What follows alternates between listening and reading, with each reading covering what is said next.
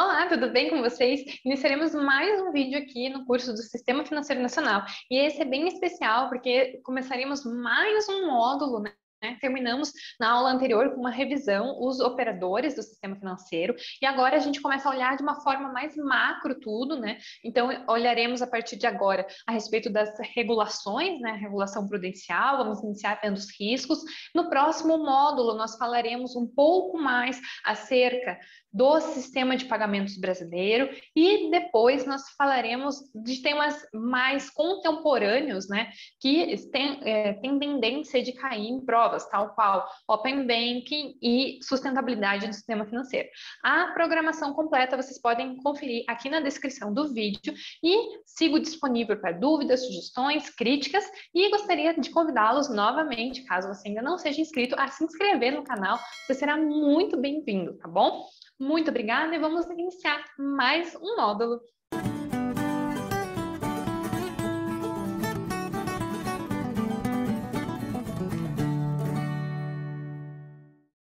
Antes de iniciar propriamente a nossa aula, eu gostaria de fazer um convite para vocês para nos seguirem lá no Apreenda DM, no nosso Instagram. Temos dicas, avisamos quando tem vídeo novo no canal e também tem teste toda terça-feira para vocês avaliarem o conhecimento e com um gabarito comentado, tá bom? Então, aguardo vocês lá, vocês também podem me mandar mensagem, porque daí eu consigo respondê-los às vezes um pouco mais rápido, tá bom? Então, vamos lá. Vamos falar hoje de risco, tá? Para iniciar o módulo de regulação prudencial e os acordos de Basileia, é muito importante que a gente compreenda o que é risco. Então, a gente vai ver risco de crédito, risco financeiro, propriamente dito, daí a questão do risco sistêmico. Então, a gente vai falar disso. As aulas desse módulo, elas são um pouquinho mais enxugadas, elas são um pouquinho menores, mas eu também tento trazer um pouco de questões ao longo das aulas para que vocês saibam como que as provas estão cobrando esse assunto, tá? Então, vamos iniciar. Antes, nos outros vídeos, a gente falou a respeito dos operadores, então eu peço por gentileza, para caso vocês ainda não tenham visto, vocês vejam as resoluções de questões, a revisão, porque os vídeos anteriores, eles servem de base para o que a gente vai ver, porque as regulações, elas surgiram justamente para tentar basilar, né, fazer com que haja uma proteção para essas instituições, para que essas instituições não entrem em colapso e que o nosso sistema continue sendo sólido e eficiente, tal qual, né, a missão lá do Banco Central do Brasil, tá? Então, agora a gente vai olhar de fora, né? Como eu falei no início, lá, o sistema financeiro. A gente já viu cada um desses quadrantes que está em tela. Agora a gente vai olhar com uma lupa, mais especificamente, o que pode acontecer para proteger todo ele. E a gente vai falar do risco, né? O que é o risco dentro do sistema financeiro nacional, né? O risco pode ser simplesmente o risco de eu pegar, sair da minha casa de manhã para ir trabalhar e tropeçar na escada, bater minha cabeça, acontecer alguma coisa, ou por não ter um corrimão na escada, tá? Então, o risco pode ser desde essas coisas, né, mais trágicas como pequenas coisas. O risco de eu perder esses arquivos que estão aqui, que estão sendo gravados, que já aconteceu, por exemplo, o computador travar e eu perder e ter que gravar tudo de novo. Então, são determinados. Simplificando, né? O risco é a probabilidade de algo acontecer fora do que estava esperado, né? Então, a minha expectativa é que essa aula esteja sendo gravada com um áudio bom, só que pode ser que depois, no final, tenha acontecido algum erro operacional e a aula tenha ficado com eco, por exemplo. Daí eu tenho que regravar a aula, então é um risco que ocorra. A probabilidade pode ser mínima, porque eu deixei os equipamentos de uma forma para que isso não ocorra, mas pode acontecer. E para isso eu preciso me precaver. Então, por exemplo, eu tenho que gravar a voz em 2 equipamentos diferentes, vamos dizer, tá? Então, é só simplificando aqui o conceito de risco. Então, lá no mercado de capitais, a gente já viu em aulas anteriores a respeito, né? Que são operações que ocorrem sem prazos definidos.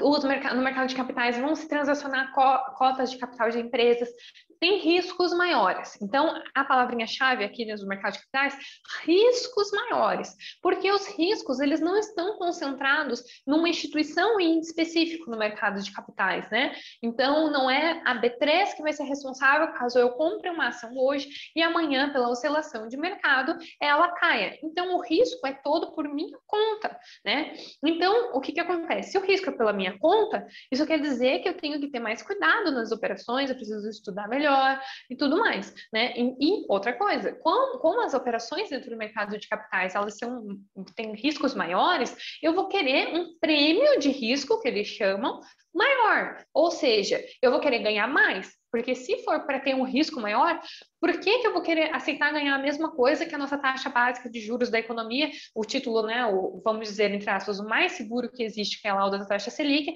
por que eu vou trocá-lo por comprar uma ação de uma empresa que tem um risco maior? Porque eu vou ter em compensação um prêmio de risco, então, pelo risco, eu vou querer um prêmio de risco, tá? E esse prêmio de risco a gente consegue encontrar em determinados sites para verificar qual que é o prêmio de risco médio do mercado que eles estão aceitando aqui no Brasil, nos Estados Unidos e tudo mais, tá? Então, aqui a gente mede geralmente isso pelo desvio padrão. Tá aqui a fórmula, mas não é o nosso caso específico aqui. A gente pode até gravar um vídeo lá no Matematicação explicando a utilização do desvio padrão. Já tem um dos 6 sigmas, se vocês quiserem dar uma olhada. Só que o desvio padrão ele é bem importante. A gente não precisa saber para o sistema financeiro como calculá-lo, mas o desvio padrão ele vai medir toda a diferença que existe em relação à média. Então, vamos dizer, se a média está aqui, né? 68% aqui, né? Está tudo em volta da média. Então, isso quer dizer que a dispersão, a diferença em relação da média, a variabilidade é menor. Ou seja, quanto mais perto da média, vocês percebem, por exemplo, eu tenho um gráfico aqui. Se o gráfico das minhas ações, eles são assim, ó, a variabilidade dele é menor, se eu tenho tempo aqui, né? E aqui os valores.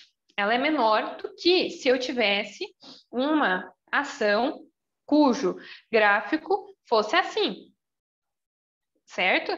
Por quê? Porque esse gráfico em azul, ele tá variando muito, entendeu? Então, tem um dia que ele tá lá em cima, outro dia ele tá embaixo. Então, o desvio padrão dessa ação em azul vai ser muito maior do que aquela ação em vermelho, que ela varia, mas ela varia menos, ela tá mais ligada à média. Tá? Então, é isso que o desvio padrão vai medir e vai proporcionar para nós compreendermos melhor, tá? Então, o risco de uma ação, né, que eu estou dando exemplo aqui das ações, mas pode ser qualquer tipo de risco, tá? Então, aqui, eu trouxe até um exemplo que está lá no Gitman, eu esqueci de colocar aqui, Gitman, no livro lá de princípio de finanças, é um exercício que mostra, né, os projetos, daí fala o risco esperado, apresenta a amplitude, o desvio padrão, e daí a gente calculava lá o coeficiente de variação. Porque quando eu tenho, para eu poder comparar projetos, por exemplo, eu não posso, e o retorno esperado, eles são diferentes, eu não posso avaliar somente pelo desvio padrão, eu tenho que avaliar também pelo coeficiente de variação. Eu não vou entrar aqui nesse mérito da explicação lá das finanças. Mas, nesse caso, o desvio padrão aqui do projeto C, ele é maior, tá? E, consequentemente, aqui também coincidiu do coeficiente de variação também ser maior. Então, desvio padrão de 3,5. Então, isso quer dizer que ele está variando mais do que a média, né, em 3,5%, né, pontos percentuais. Então, ele tende a ser mais volátil. Se ele é mais volátil, ele vai ter maior risco. Se ele tem maior risco, perceba que eu vou cobrar um retorno, eu vou esperar um retorno maior desse ativo, desse projeto. Combinado? Entenderam bem essa diferença? Porque isso faz com que a gente compreenda, né, que a gente tenha uma noção melhor do para que vai servir depois uma regulação acerca dos riscos que podem ocorrer dentro do nosso sistema financeiro, tá bom? Então, simplificando aqui, só para dar essa introdução a respeito que o desvio padrão vai ser uma das medidas, mas igual eu mostrei aqui para vocês, a gente também tem o coeficiente de variação e tem diversas outras medidas que a gente pode ter. A gente tem a volatilidade dos ativos, né? Se vocês acessarem lá a B3, vai mostrar, então, por exemplo, a própria ação da B3, né, que é a B3SA, você percebe que no último mês, lá, considerando o mês de maio, a gente teve uma volatilidade acumulada, né, de 26%, mas é acumulada, tá, pessoal? E dos 12 meses, acumulada 37%. E a gente teve ali o desvio padrão, acumulado também. Então, não é um desvio padrão tão alto quanto de outras ações, se vocês observarem, mas vocês podem fazer essa consulta lá dentro do site da B3. E daí aqui a gente tem os tipos de risco. Quais são os riscos que existem dentro igual eu falei, né? Existem diversos tipos, desde eu sair, tropeçar, desde eu não conseguir gravar, tem dentro do sistema financeiro que a gente pode ter o risco de crédito, o banco ele pode ter o risco de ele realizar empréstimos e as pessoas não devolverem, deles utilizarem o cheque especial e não devolverem o dinheiro. A gente tem o risco de mercado como um todo, a gente tem o risco de liquidez. O que é liquidez? É a probabilidade, a capacidade de você transformar um ativo em dinheiro. Então, quando eu compro ações que elas têm uma baixa operação, né, são pouco negociadas durante o dia, isso quer dizer que o meu risco de liquidez ele é maior. Por quê? Se elas são transacionadas menos vezes, um grande fundo, por exemplo, não vai poder comprar milhões ali durante o dia, porque não vai conseguir liquidez. Então, ele tem um risco de liquidez. Então, o risco acaba sendo maior, né? Principalmente a gente vê isso nas empresas mais recentes na bolsa, né? Porque não são tão transacionadas. Então, o risco de liquidez então tende a ser mais barata, tende a dar retornos maiores no longo prazo, porque apresenta um risco a mais, né, do que já existe dentro da bolsa de valores. E daí a gente tem o risco sistêmico. E é esse risco sistêmico que nos interessa aqui para fins de prova. O que é o risco sistêmico? Vai definir como esse autor, né? A probabilidade, então, probabilidade de ocorrer perdas acumuladas devido a um evento que dá início a uma série de prejuízos sucessivos ao longo de uma cadeia de instituições ou mercados que compõem o sistema.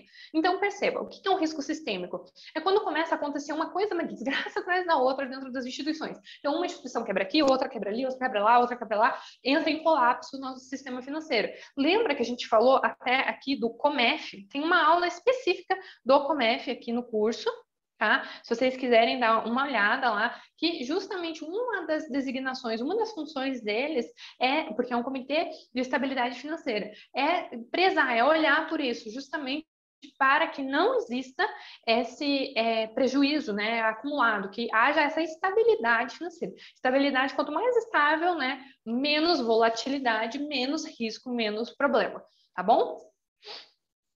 Então, esse daqui que vai ser o conceito primordial para a gente entender toda a regulação. Então, o risco sistêmico é o que a gente quer evitar, tá bom? E, então, a gente tem o risco sistêmico, vai ser necessário a regulação prudencial. Então, a regulação prudencial para evitar isso que ocorra, né? Porque o risco, ele deve ser gerenciado, né? Pode ter riscos atuais, pode ter riscos futuros, mas ele tem que ser gerenciado. Então, a gente vai ter uma regulação prudencial, fazer prudência, né?